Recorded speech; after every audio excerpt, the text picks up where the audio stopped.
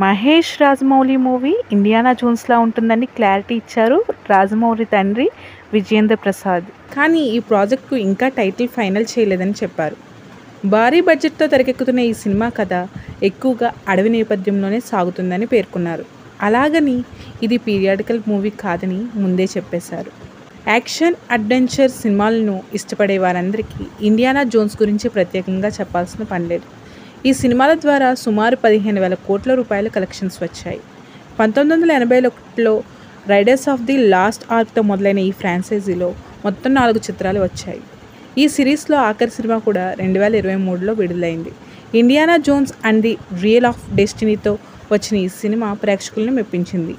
Indiana Jones అన్ని సిరీస్ల చిత్రాలకు Hollywood ప్రముఖ దర్శకుడు స్పీల్బర్గ్ దర్శకత్వం వహించారు. రాజమౌళికి ఇష్టమైన డైరెక్టర్ కూడా స్పీల్బర్గ్. మీకు ఈ వీడియో నచ్చితే లైక్ అండ్ సబ్స్క్రైబ్ చేయండి. Thank you for watching.